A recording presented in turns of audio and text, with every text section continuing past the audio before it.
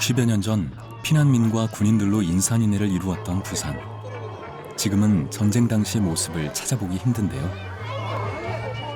6.25 전쟁 마지막까지 함께했던 전우들이 영도다리 앞에 모였습니다.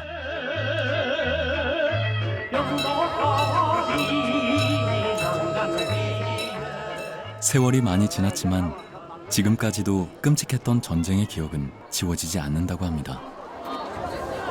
60년 전인데 참 세월도 많이 지냈다. 우리가 오래 살아서 그랬나. 계속되는 치열한 전투 속에 수많은 전우들을 가슴에 묻어야 했던 사람들. 비전선을 단 한 뼘이라도 더 차지하려니까 게임에서 전투가 치열할 수밖에. 60mm 밖에부터 드문드문 이제 갈리니 괜히 아군들이 약해 죽을 게 아니요 고요한데 소주만 나면 죽은 거야. 시작은 누구나 기억하지만 그 끝을 아는 사람은 많지 않은 6.25 전쟁.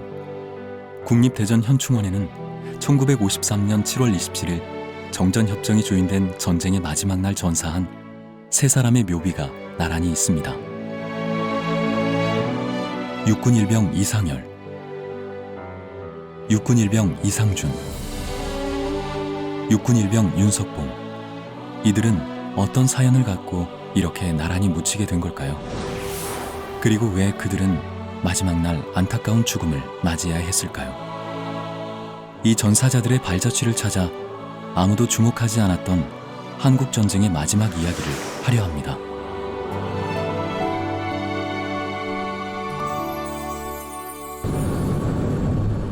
먼저 새 전사자들의 유가족을 찾기 위해 보훈처로 향했습니다.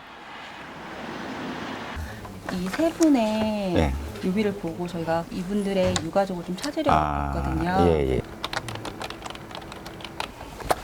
이분은 제적되신 분이시네요.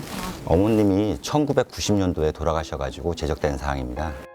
이상열, 이상준, 윤석봉. 세 명의 전사자 모두 제적된 상태.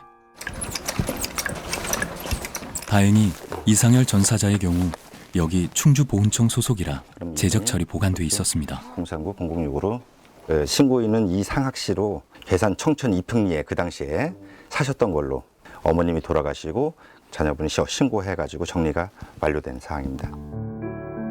어머니는 돌아가셨지만 칠형제나 되니 형제 중 한 분은 만날 수 있겠다는 생각이 들었습니다. 현재 알 수 있는 건 몇십 년 전 주소지뿐 주소지 하나의 의지에 무작정 유가족을 찾아 나섰습니다. 세 명의 전사자 중 먼저 이상열 전사자의 고향 충북 괴산으로 향했습니다. 충북 괴산군 청천면. 이곳에서 이상열 전사자의 유가족을 만날 수 있을까요?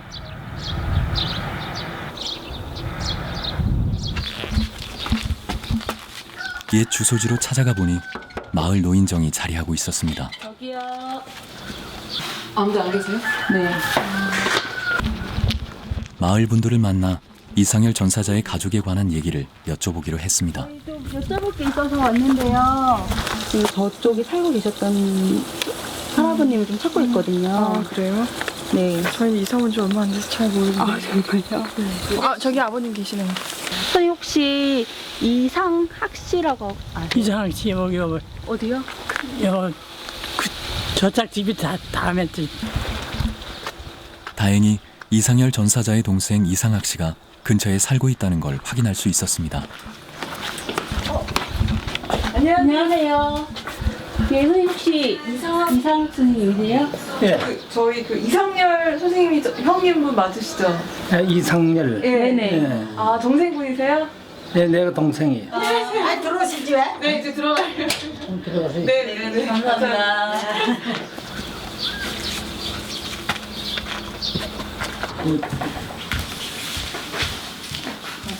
동생 이상학 씨는 60여 년 전 전사한 형에 대한 기억을 얼마나 간직하고 있을까요? 그리고 우리 형제가 이제 7형제였어서 7형제. 아들만 7에 그 이상열 형이 이제 셋째. 우리 내가 다섯째고.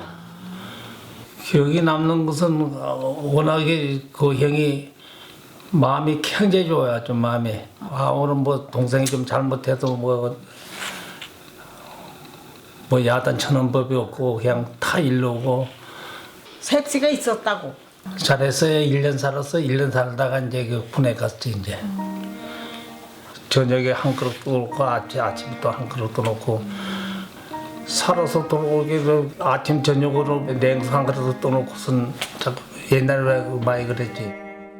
그러나 형수가 그토록 기다리던 남편의 첫 소식은 전사 통지서였습니다. 그때 뭐 힘필없었지 뭐. 그러니까 뭐 그 어머니나 그 형수나 뭐 그거 그 통지서 받아가지고 서령에 왔으니까들이 뭐 전장은 난리가 나서 전쟁이면 집에서 뭐 난리가 났었지 뭐. 남편을 가슴에 묻고 살아야 했던 형수는 한동안 이곳에서 홀로 지내다 떠났습니다. 딱하기도 하고 뭐 불쌍하고 뭐 시방 가서는 그 생각하면 뭐래요. 다 잊었지 이제 뭐. 다른 두 사람은 또 어떤 사연을 가지고 있을까요? 이상준 전사자의 고향인 남해로 발걸음을 재촉했습니다. 경남 남해군 면사무소의 도움을 받아 이상준 전사자의 유가족들이 아직 살고 있는지 여부를 확인해 보기로 했습니다. 혹시 아직도 여기 살고 계신지 한번 확인 부탁드려도 될까요? 잠깐만요. 다행히 이상준 전사자의 동생이 옛 주소지 부근에 살고 계신다는 걸 확인할 수 있었습니다. 지금 이쪽 주소에는 이상천 씨가 살고 계시거든요. 남해군 서면 중현리, 도착해보니 조용한 시골 마을이었습니다.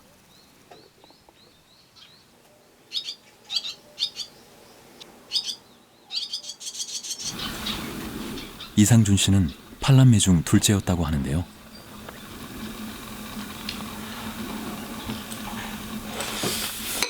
지금은 다섯째인 이상천 씨 부부가 고향에 남아 있었습니다.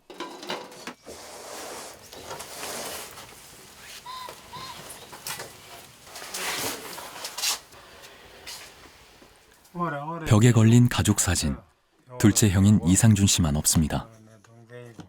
혹시 이상준 씨의 사진이 있는지 찾아봐 달라고 부탁을 드렸는데요. 남아있는 사진이 단 한 장도 없었습니다. 우연히 부모님의 사진을 볼 수 있었는데요. 여기 우리 시어머니고 이 시아버지고 요 있네. 아들의 전사 소식에 어머니의 가슴에는 병이 생겼답니다. 아들 그리 그새 피고 합병으로 숨차는 병이 생겨가지고 그래갖고 살다 사는 동안에는 늘 약을 달아놓고 자세다 그걸 돌아가셨지. 동생 이상천 씨가 전쟁 중 먼저 군대를 갔는데 부상을 당해서 집으로 돌아와 보니 형은 이미 전쟁터로 떠난 상태였습니다.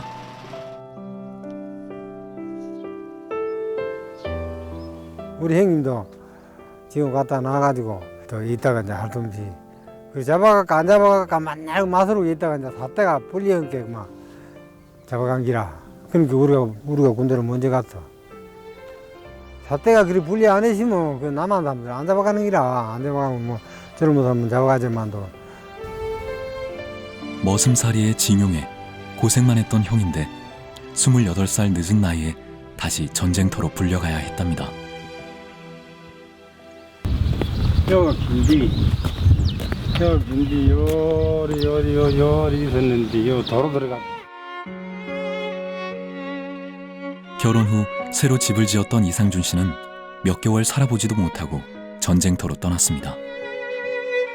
남편이 전사했다는 소식을 듣고 혼자 남은 형수는 더 머물지 못하고 이곳을 떠났다고 합니다. 아들도 뭐 매일 못하라고 말이죠. 주비로고 그래서 강아지면 또 갚이고. 이상준 전사자의 부인이었던 김명녀 씨가 그리 멀지 않은 곳에 살고 계신다는 걸 알게 됐습니다. 세월이 지났지만 김명녀 씨의 가슴엔 이상준 씨와 함께했던 짧은 시간들이 아직 남아 있었습니다. 좋았지. 새 집 지어갖고. 고마. 남경네가 이신께 그때는 또 막 나무로 했대. 그 나무로 해갖고 뗐거든 불을. 그래갖고 첫 딸로 온 게를 듣고 서희 잘 지냈지. 그러나 행복한 시간은 오래가지 않았습니다. 새로 지은 집에서 함께 1년도 채 살아보지 못하고 군에서 영장이 나왔습니다. 참 죽을 거면 군에 가는 날 막 꼬드림이 주렁주렁 하고 그리 군에 갔는데 그래 내 보는 데는 안 오고 갔다. 그래서 이제 이웃집 사람 보고 돌봐주라고 붓대를 해놓고 가고 전송을 해주고 아갖고 한 사흘 만인가 아로 낳았다. 꼭 돌아오겠노라 약속했던 남편. 아들 얼굴도 보지 못하고 끝내 돌아오지 못했습니다. 저슬에 지갑에 보내놓고 뒤대 저슬에 죽을 때 그래. 그러면 한 해 그런 걸 한 게로 따라서 돼. 그러고 그러면 아들 저지라서 둘이 다 죽었다. 행복했던 세상이 힘들었어. 내한테 힘들었는데 뭐 얘가 행복했을기고.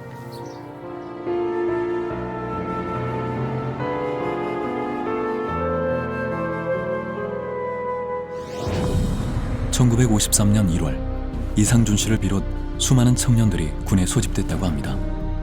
한국전쟁 당시 소집 대상자의 연령을 보면 51년 9월까지는 만 19세 이상, 만 25세 이하였다가 52년 9월이 돼서는 만 39세 미만자로 연령대가 높아졌습니다. 미국은 한국군 10개 사단의 추가 증설이 필요하다는 생각을 가지고 한국군 증강에 박차를 가했습니다. 실제 1952년 10월에서 12월간 한국군 2개 군단과 7개 사단, 6개 독립연대가 창설되었고 1953년 1월 한국군의 병력수는 47만 명을 넘어서게 됩니다. 그런 이유로 28살 이상이었던 이상준, 윤석봉, 이상열 씨도 1953년 초 뒤늦게 군에 소집돼 제주 훈련소로 향했습니다. 제주도 훈련소 얘기를 듣기 위해 6.25 참전용사 이현영 씨를 만났습니다. 이 사진이야말로 참 1952년 초에 제주도 제1훈련소 사진 8809699 네, 군번입니다. 화순항입니다. 화순항. 훈련소의 시설이 굉장히 열악했죠. 천막치고 임시 건물이었고 제주도의 그 가벼운 돌 그걸 갖다가 이리이리 석죽해서 쌓고 참으로 비바람도 피하기도 어려웠던 그 훈련소에서로 아주 지겨워서로 육지를 나가고 싶다. 중대장 김영호 소위가 혼자 살고마치 얘기가 너 육지에 나가면 다 죽어. 전방 가면 죽는다. 설마 LST를 타고 육지를 오면은 일단 보충대에서 좋은 곳으로 선택해서 갈 수 있으려니 LST에서 내리자마자 신병들은 밤중에 10년 총대로 집합 운동장에 모였는데 일부 앞으로 1사단 우양우 그 다음에 1열이 1사단 갔으면은 2열 일부 앞으로 2사단 우양우 앞으로 가 3년 3사단에서 가는데 보병 8사단으로 간 겁니다. 선생님은 그럼 8번째에 서 계셨구나. 예. 부산에서 춘천으로 향하는 기차는 매일같이 신병을 실어 날랐습니다. 그렇게 신병들은 춘천에 도착하자마자 트럭에 실려 전방으로 향했다고 하는데요. 기관병이 인솔에 가면은 화물칸 차가 실어다가 전방으로 그 밤중에 올라가는데 수도고지가 얼마나 악산인지 바위산이 피야간에 하도 포탄이 떨어져서 자갈이 돼버렸어요. 그런 거를 밤중에 올라가는데 벌써 주저항선 가깝게 올라가니까 냄새에 못 견디겠어요. 냄새. 주저항선 근처에 시체가 대충 그냥 이래 마대로다가 덮어놓은 시체. 그러니 냄새가 역해서는 못 견딜 만큼 처음 맞는 그게요.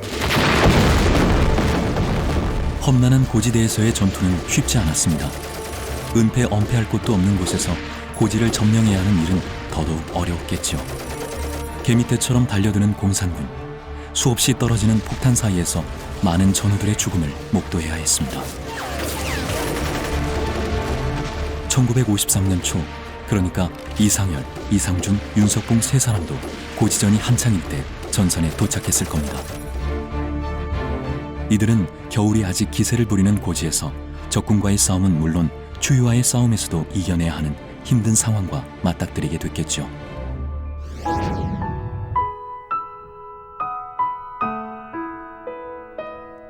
세 명의 전사자 중 마지막으로 윤석봉 전사자의 유가족을 찾아가기로 했습니다.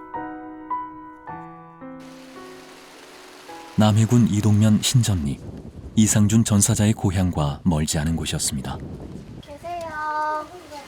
그 윤석봉 씨를 찾아서 저희가 내려왔는데. 윤석봉이? 윤석봉 씨가 우리 사촌 시숙이라. 근데 이 사람이 가지고 재수라. 네? 석봉 씨 재수. 지금은 형제들이 다 죽고 이곳으로 시집온 할머니들만 살고 계셨습니다.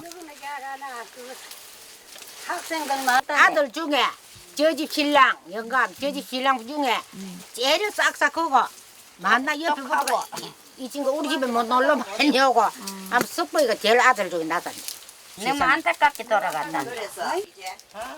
그런데 이곳에서 윤석봉 전사자의 유해 발굴과 관련 뜻밖의 이야기를 듣게 됩니다. 가운도 뭐 철원이라고도나 군에 간 생이 어이 무치다 쿠도만은 굴로판께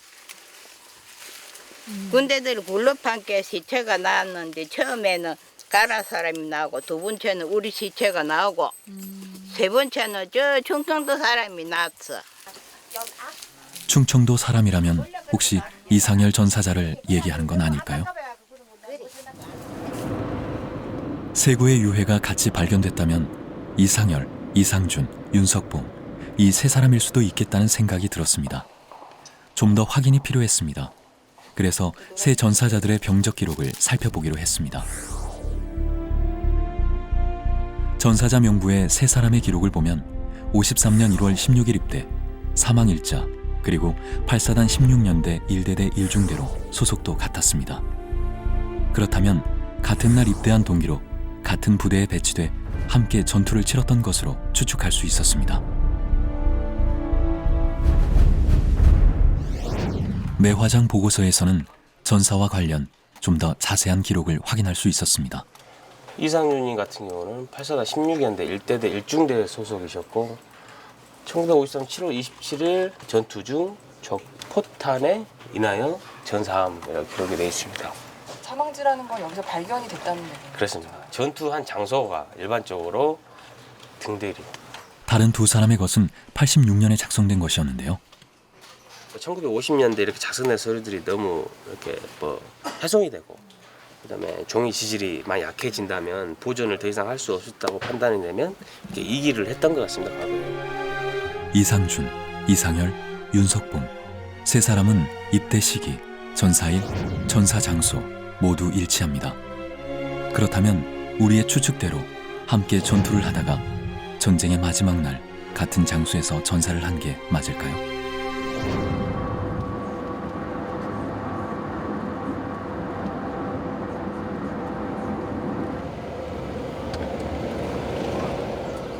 (86년) 당시 8사단 16년대에서 매화장 보고서를 직접 작성한 분을 수소문 끝에 만날 수 있었습니다. 안녕하세요. 네, 안녕하세요. 매화장 보고서 작성하신 우리 군수. 그때 86년 당시. 네. 그때 당시 작성하셨던 건가요? 윤종호 씨. 내가 자필로 작성했는데. 자필로. 선생님 자필이세요? 네, 자필로. 그 당시에 홍정표 군수 담당관은 86년 당시의 일을 또렷이 기억하고 있었습니다. 7월 3일 같은 양식이잖아. 그러니까 세 사람 것이 같이 이제 한꺼번에 한꺼번에 유해를 발굴해가지고 네. 같이 이리 왔어요. 육군본부에 이제 조회를 해가지고 그 당시에 왔는데 유품을 보면은 그 애모한 탄피 있잖아. 애모한 탄피, 그 다음에 미제 스푼 US 짤막한 거, 그다음 군용 스푼, 그 다음에 인식표 이렇게 갖고 온 거죠. 그 다음에 이제 유골하고 이렇게 세 분이 같이 이렇게 묻혀 있을 때, 세 분이 같이 이렇게 한 장소에서 발견이 됐다 보니까 어떻게 뭐 개인호 같은 데서 이렇게 있다가 포탄에 의해서 같이 이렇게 전사를 해서 묻혀버린 것이 아닌가. 우리의 추측대로 세 사람은 53년 7월 27일 같은 호에서 전투를 치르다 전사한 것이 확인됐습니다.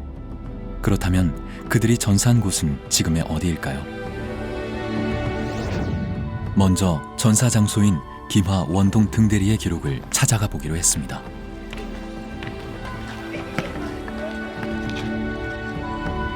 이곳은 8사단의 역사가 모여있는 곳인데요. 6.25 전쟁 당시 유품들과 전투 관련 역사가 정리돼 있었습니다.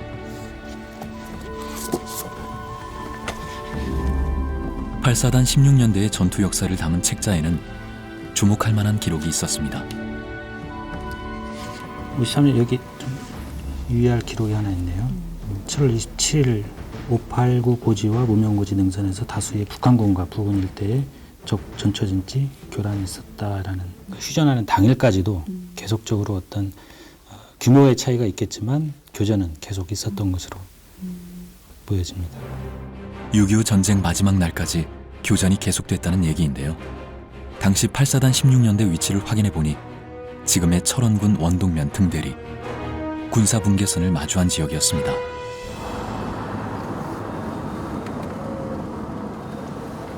민통선을 지나 한참을 더 북쪽으로 들어갔습니다. GOP가 위치한 이곳이 이상열, 이상준, 윤석봉 3명의 유해가 발견된 원동면 등대리입니다. 북한과 바로 마주하고 있어 경계가 삼엄한 이곳엔 인적이 끊긴 지 오래됐습니다. 이곳 어딘가에서 3명의 전사자가 묻혀 있었다는 얘긴데요. 여기저기 둘러보다 옛 전쟁 자료에서 본 듯한 지형이 눈에 띄었습니다. 이곳은 6.25 전쟁이 끝날 무렵 8사단이 주둔했던 장소입니다. 8사단 16년대 1대대 1중대였던 세 사람 또한 이곳에서 마지막 전투를 치렀을 것입니다. 하지만 안타깝게도 지금은 수풀이 우거져 그들의 호가 있었던 정확한 위치를 확인할 수는 없었습니다.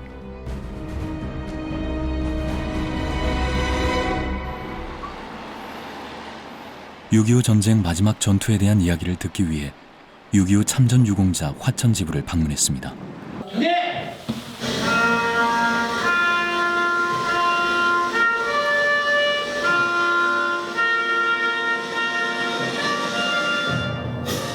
이 수많은 참전 용사들 중 8사단 16년대 마지막 전투를 기억하는 분을 만날 수 있었습니다. 자유롭고 정의로운 대한민국의 무한 영광을 위하여.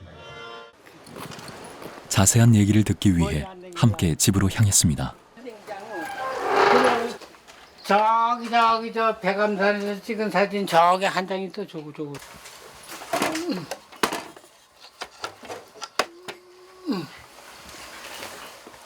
요 사진이 이제 현역 대위 때, 중대장 때 우리 중대 부관 백암산에서 찍은 거고. 최전방에서 전투를 치렀던 그는 죽을 고비를 여러 번 넘겼답니다. 생사를 녹았던 순간이 가슴에 훈장으로 남았습니다. 그가 기억하는 마지막 전투는 어땠을까요?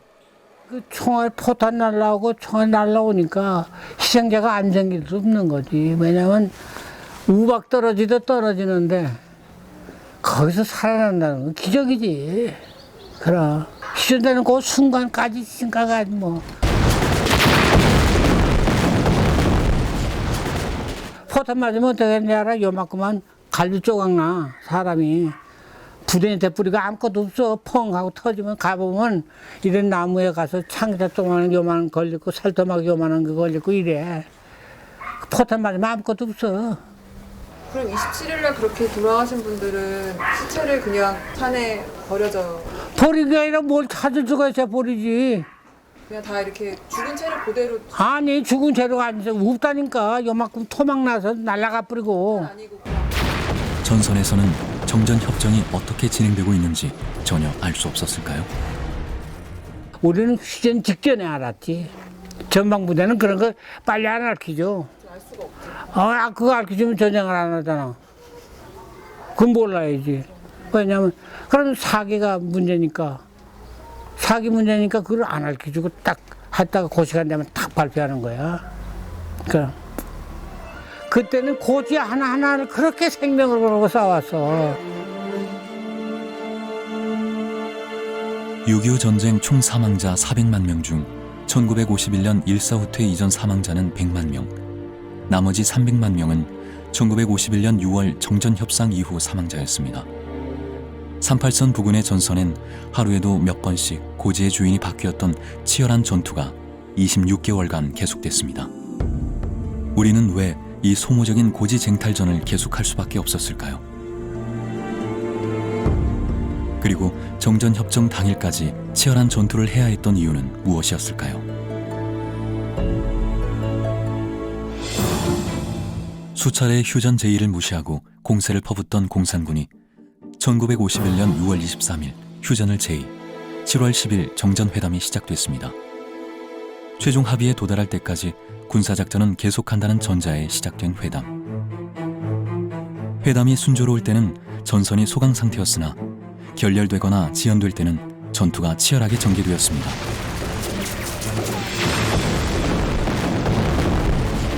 휴전 협상을 하면서 여러 가지 의제가 있었는데 그 중에서 가장 민감하고 첨예하게 대립했던 부분이 두 가지가 있습니다. 하나는 군사 분계선을 설정하는 문제고 또 하나는 포로 교환에 관한 의제입니다. 군사 분계선과 관련된 당시의 기록을 살펴봤습니다. 38도선이 아닌 현재 전선보다 북상한 분계선을 휴전선으로 정한다. 유엔군 측은 육해 공군을 통합한 군사력의 우세로 당시 점령하고 있었던 전선의 위치보다 북상한 분계선을 공산군 측에 제안했습니다. 그러자 공산군 측이 즉각 반발합니다. 유엔군 측의 제안은 가소로운 것이다. 현재의 전선이 변화하고 있으니 38도선을 군사 분계선으로 정해야 한다. 이것은 중공군이 개미굴처럼 구축한 갱도 지도입니다. 장기간의 고지 전투를 준비했다는 걸 알 수 있는데요. 공산군 측은 처음부터 전쟁을 일찍 끝내겠다는 생각이 아니었습니다. 유엔군의 경우도 전장의 주도권을 계속 가지고 있는 상황이었지만 제한전쟁이라는 개념은 계속 유지한 상태로 전쟁이 진행되었습니다. 아이젠하워가 11월에 미국 대통령으로 당선되자 국군 증강이 더욱 가속화되었습니다. 미군의 희생을 더 이상 늘리지 않겠다는 생각에서였습니다. 한반도의 장래와 직결된 중요한 사안이었음에도 불구하고 전쟁 당사국이었던 한국은 6.25 전쟁에 대해 어떠한 영향력도 행사할 수 없는 답답한 상황이었습니다.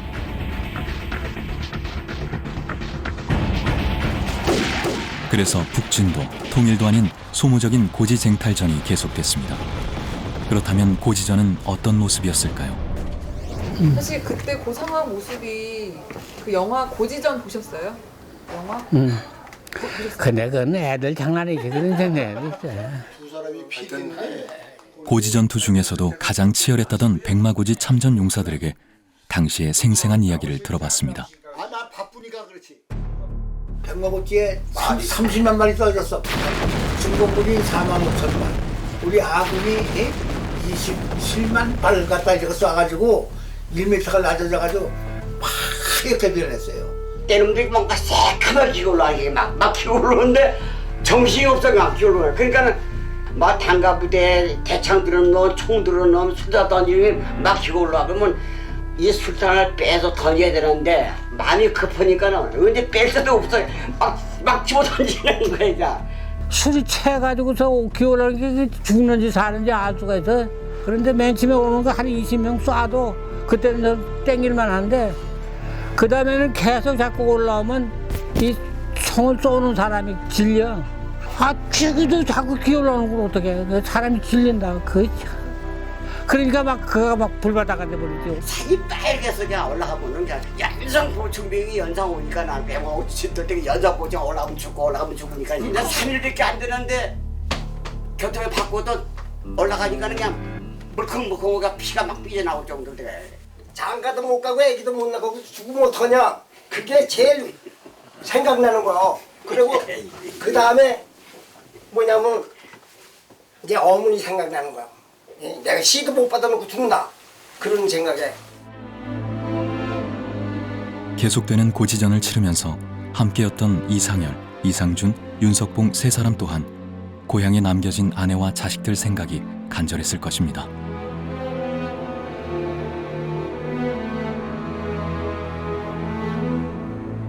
(6.25) 전쟁은 1951년 이후부터 인민군이 아닌 중공군과의 전쟁이라고 해도 과언이 아닙니다. 우리가 중공군으로 못 싸웠어. 이북하고 싸운 게 아니라 이북은 완전히 선멸돼 버렸었어요 그때. 저정선하고 백마고지에선 북한의 인민군을 하나도 못 봤어. 중공군으로 다 중공군. 항미 원조 전쟁사. 이 책은 중국의 입장에서 정리한 한국 전쟁사입니다. 금성전역이라는 장을 보면 왜 53년 7월까지 고지전이 계속됐는지 알 수 있습니다. 1953년 6월 인민지원군 총사령관 펑더화이는 한반도 정전협정 서명에 참가하려 했습니다. 그러나 6월 18일 0시를 기해 이승만 대통령의 반공포로 석방이 이루어지고 이 일로 인해 펑더화이는 다음과 같은 건의를 하게 됩니다. 정전의 체계를 월말로 미루는 것이 유리하다. 적의 내부 모순을 더욱 심화시키고 이승만의 한국군에게 다시 타격을 입혀 한국군 15,000명을 섬멸하는 것이 좋겠다. 다음 날 마오쩌둥은 펑더화이의 건의에 동의하면서 다음과 같은 전문을 보냅니다. 정전 협정 체결은 반드시 이루어라. 언제까지 미룰 것인가는 상황의 변화에 따라 결정하도록 하라. 한국군 1만 명을 다시 섬멸하는 것은 아주 필요하다. 반공포로 석방에 대한 보복 공세의 성격이 강한 7월 공세에서 중공군의 주 타겟은 금성 돌출부였습니다. 그곳에 배치된 국군 4개 사단인 3사단, 8사단, 6사단, 수도사단을 섬멸하기로 결정을 합니다. 1953년 7월 중공군 총공세의 주 격전장이었던 이곳은 태백산맥에서 갈라진 광주 산맥이 남서쪽으로 뻗어내려 매우 가파르고 험한 지형입니다. 그럼에도 불구하고 중공군이 이곳을 주 공격 목표로 택한 것은 전선이 돌출돼 있어 공격에 유리했기 때문이라고 합니다. 중공군이 설정한 구체적인 목적은 이 금성 남쪽 지역에 돌출된 접촉선을 직선으로 만드는 것. 만약 이곳을 빼앗기게 된다면 중요한 전력 자원인 화천 수력발전소를 잃게 되는 상황. 53년 7월 어느 쪽도 물러설 수 없는 치열한 전투가 시작됐습니다. 우리는 3명의 전사자가 있었던 8사단 16년대의 전투 기록에 집중해 보도록 하겠습니다. 1953년 7월 13일 22시 사단 전역에 걸쳐 적의 맹렬한 집중 포격으로 각 연대와의 유선 두절. 16년대 정면에 중공군 1개 대대 출현, 격전이 벌어짐. 7월 14일 0시 30분 1대대 오피가 포위당함. 10시 30분 1대대는 3대대의 엄호하에 주 저항선 후방으로 철수. 후퇴 이렇게 저기 했으니까 같이 내려오지도 못하고 각자 행동으로 산 밑으로 그대로 막 굴르고 그냥 미끄러지고 하면서 이틀 동안 5만여 발의 포탄이 고지로 날아들어 정신을 차리지 못할 정도였다고 합니다. 불간이 된다고 불간. 7월 14일 15시 45분 국군 4개 사단 17번 도로로 철수 시작. 자들이 자꾸 내미는 거예요. 담은 땅 한 칠에도 휴전되기 전에 차지해. 그거는 우리는 뺏기지 않으려고 애를 쓰고. 7월 15일 19시 벼루지구 신주저항선에서 총 반격 전개 시 7월 16일 0시 15분 8사단 16년대 정면적 완전 격퇴 7월 17일 16시 30분 흑운 토령 북쪽으로 도주하는 중공군 추격 후 흑운 토령 점령 7월 18일 금성천 2부까지 진출 7월 21일 03시 8사단 16년대 일대대 등대리지구 집결 마지막 기록은 여기까지였습니다. 그렇다면 21일부터 27일까지 고지에서는 어떤 일이 있었을까요? 자료를 찾던 중 항미 원조 전쟁사에서 마지막 전투와 관련된 내용을 발견하게 됐습니다. 7월 17일부터 27일 정전 때까지 지원군은 금성 이남에서 미군과 한국군이 한 개 소대 이상 병력으로 진행한 천여 차례의 반격에 대응하였다. 주전하는 그 시간까지 그냥 포를 사람이 왔다 갔다 하니까 그대 때리는 거 양쪽에서 바로 뒤가 꽝 떨어지더라고요. 막 시체가 날아가 버리고 막 그래. 1953년 7월 27일 이른 아침 판문점에서 정전 협상 준비가 한창인 그때 등대리 지구에서 전쟁을 치르고 있던 이상열, 이상준, 윤석봉 3명의 호에 포탄이 날아와 터집니다. 몇 초 앞두고서 포탄이 날아가 때리니까 그냥 날아가 버린 거지. 그리고 불과 몇 시간 뒤인 오전 10시 정전 협정이 체결됩니다. We have stopped the shooting. That means much to the fighting men and their families. And it will allow some of the grievous wounds of Korea to heal. It is, however, only a step toward what must yet be done.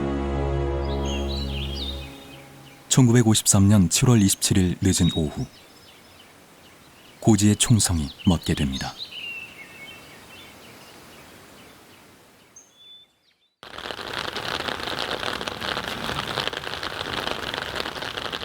(6.25) 전쟁 마지막 날 몇 시간, 아니 몇 분만 빨리 전쟁이 끝났어도 많은 사람들의 슬픔이 줄어들지 않았을까요?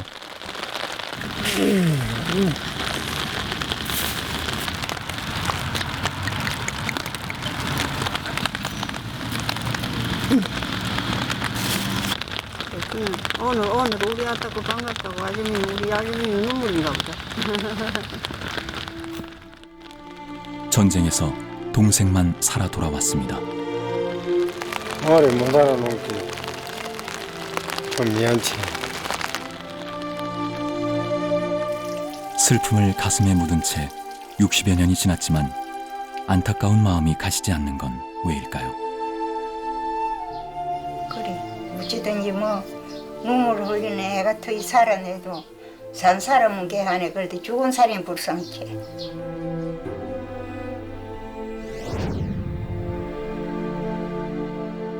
이상준, 이상열, 윤석봉. 전쟁의 마지막 날 안타까운 죽음을 맞이해야 했던 마지막 전사자.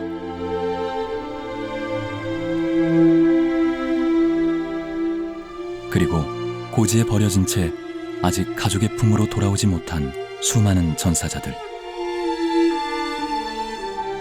이들에게 그리고 이들의 가족에게 6.25 전쟁은 아직 끝나지 않았습니다.